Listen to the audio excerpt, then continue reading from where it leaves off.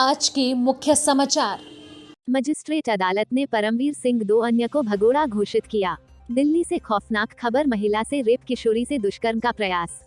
चाचा ने भतीजी के साथ घिनौना काम कर रिश्तों को किया शर्मसार। राकेश अस्थाना दिल्ली के सीपी नियुक्ति के खिलाफ सुप्रीम कोर्ट 26 नवंबर को सुनवाई।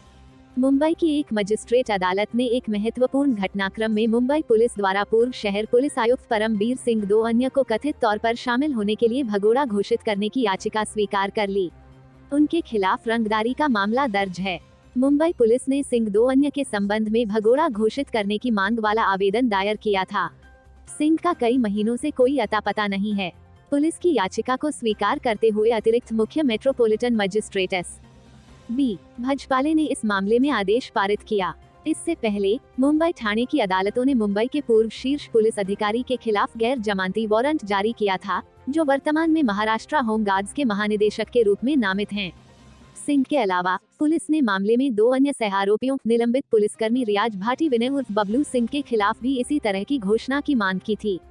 पुलिस ने कहा कि अब आरोपी तीनों को 30 दिनों के भीतर अदालत में पेश होना होगा। ऐसा नहीं करने पर कानून के अनुसार उनकी संपत्ति कुर्क करने की कार्यवाही शुरू की जा सकती है। तीनों को मुंबई के होटल व्यवसायी बिमल अग्रवाल द्वारा तीनों के खिलाफ दर्ज कराई गई शिकायत के आधार पर दर्ज एक मामले में आरोपी बनाया गया था। इसके अलावा बर्खास्त पुलिसकर्मी सचिन वाजा को जबरन वसूली के एक मामले में आरोपित किया गया था। अग्रवाल ने अपनी शिकायत में आरोप लगाया था कि सिंह वाजा ने जनवरी 2020 मार्च 2021 में उनके रेस्तरां में छापे नहीं मारने के लिए उनसे 11 लाख रुपए की नकदी कीमती सामान मांगे थे। सिंह के खिलाफ गैर जमानती वारंट भजपाले को दिखाते हुए मुंबई पुलिस की ओर से पेश वकील शेखर जगताप ने कहा कि पुलिस ने वारंट को अंजाम देने के लिए आरोपी तीनों के अंतिम ज्ञात परतों पर टीमें तैनात की थी। हालांकि वे उनका पता लगाने में विफल रहे। यह भी पता चला कि आरोपी उनके खिलाफ मामला दर्ज होने के बाद से उनके घर नहीं गए हैं। उनके वर्तमान ठिकाने का पता नहीं है। विभिन्न राजनेताओं का कहना है कि सिंह विभिन्न मामलों में उनके खिलाफ मुंबई पुलिस द्वारा योजनाबद्ध कार्रवाई से बचने के लिए देश से बाहर निकल गए होंगे। पुलिस ने मांग की कि लापता तीनों को सीआरपीसी की धारा 82 के तहत अपराधी घोषित किया जाए, जिसकी अनुमति भाजपा ने दी। हालांकि महाराष्ट्र में भाजपा के नेता प्रतिपक्ष प्रवीण दारेकर ने विकास को खारिज करते हुए कहा कि राज्य सरकार को राज्य परिवहन एसटी की हड़ताल के ज्वलंत मुद्दे पर ध्यान केंद्रित करना चाहिए। दोषी अधिकारियों से कानून के अनुसार निपटा जाना चाहिए। राष्ट्रीय राजधानी दिल्ली से एक खौफनाक खबर सामने आई है। यहाँ पांडव नगर इलाके में एक महिला से रेप, किशोरी से दुष्कर्म के प्रयास का मामला दर्ज किया गया है। पीड़ित महिला का आरोप है कि पड़ोसी के 2 लोगों ने उसके साथ दुष्कर्म की घटना का अंजाम दिया, मौके से फरार हो गए। पीड़िता की तहरीर पर पुलिस ने आरोपियों के खिलाफ बलात्कार पॉक्सो एक्ट के तहत केस दर्ज कर लिया गया है, जिसके बाद पुलिस ने कार्रवाई करते हुए दोनों आरोपियों को गिरफ्तार कर लिया। मिली जानकारी के अनुसार पीड़िता की ओर से पुलिस को दी गई तहरीर के मुताबिक 13 नवंबर की रात जब उसका पति काम के सिलसिले में घर से बाहर गया हुआ था, वह घर में अकेली थी। तब उसने अकेले होने की वजह से अपने पड़ोस में रहने वाली 12 वर्षीय बच्ची को अपने पास बुलाया लिया था। इसी दौरान रात को दोनों आरोपी जबरन उसके घर में घुस आए। इनमें से एक आरोपी नागेंद्र बछड़ा बांधने का बहाना बनाकर किशोरी को बाहर ले गया। वहीं दूसरे आरोपी नवल ने उसके साथ रेप किया। घटना को अंजाम देने के बाद आरोपी नवल वहां से फरार हो गया। इसके बाद जब वह घर से बाहर आई तो उसने देखा कि नागेंद्र बच्ची के साथ रेप का प्रयास कर रहा है, जिसके बाद उसने शोर मचा दिया। आरोपी पकड़े जाने के डर से फरार हो गया। पुलिस रिपोर्ट के मुताबिक नागेंद्र का मयूर विहार इलाके में फार्म हाउस है। पीड़िता यमुना खादर में रहती है। पुलिस ने दोनों पीड़िताओं का मेडिकल कराया है। अजमेर, रिश्ते के चाचा ने भतीजी के साथ घिनौना काम कर रिश्तों से भरोसा उठा दिया। अजमेर के केकड़ी थाना क्षेत्र में भतीजी के साथ दुष्कर्म करने का मामला सामने आया है। किशोरी बकरियां चराने गई थी। आरोपी ने जंगल में ही किशोरी से दुष्कर्म किया। केकड़ी थाना पुलिस मामले की जांच में जुटी है। पीड़िता के अनुसार आरोपी उसका रिश्ते में चाचा लगता है। वो उसे बहला फुसलाकर जंगल के अंदर ले गया और गलत काम किया। केकड़ी थानाधिकारी सुधीर सिंह के अनुसार पीड़िता ने दी शिकायत में बताया है कि वह जंगलों में बकरियां चराने गई थी। इसी दौरान उसका मुंह बोला चाचा वहां पर आया और उसे जबरदस्ती कर जंगलों में ले गया, जिसके बाद आरोपी ने उसके साथ दुष्कर्म की वारदात को अंजाम दिया।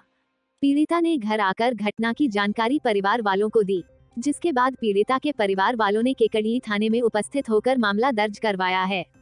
केकड़ी थाना अधिकारी ने बताया कि पीड़िता ने अपने मुंह बोले चाचा पर आरोप लगाते हुए दुष्कर्म का मामला दर्ज कराया है।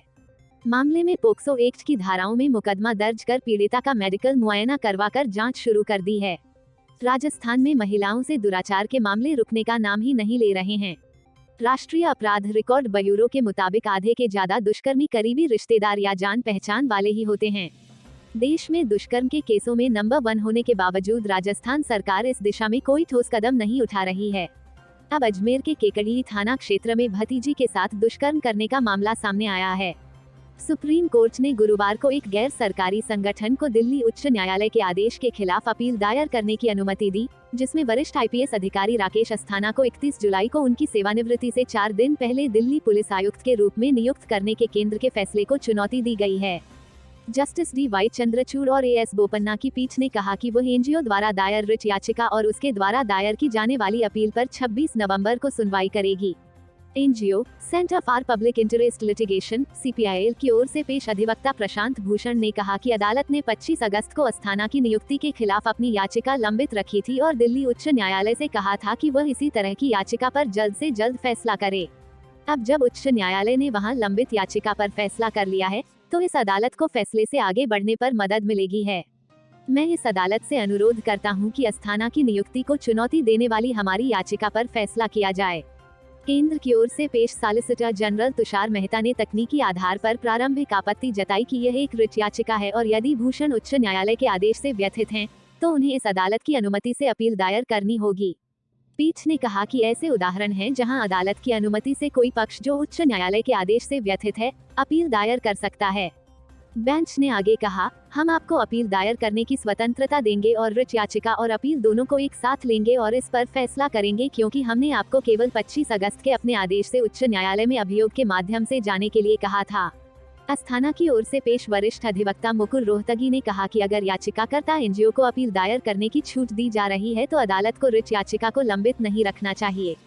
पीठ ने कहा कि वह 26 नवंबर को उस पहलू पर गौर करेगी। 12 अक्टूबर को दिल्ली उच्च न्यायालय ने अस्थाना को 31 जुलाई को उनकी सेवानिवृत्ति से 4 दिन पहले दिल्ली पुलिस आयुक्त के रूप में नियुक्त करने के केंद्र के फैसले को बरकरार रखते हुए कहा था कि उनके चयन में कोई अनियमितता, अवैधता या दुर्बलता नहीं थी। उनके चयन को चुनौती देने वाली एक जनहित याचिका को खारिज करते हुए अदालत ने कहा था कि अस्थाना को नियुक्त करने के लिए केंद्र द्वारा दिए गए औचित्य और कारण प्रशंसनीय हैं, न्यायिक समीक्षा में हस्तक्षेप नहीं करने का आह्वान किया था। Bureau report, Mumbai.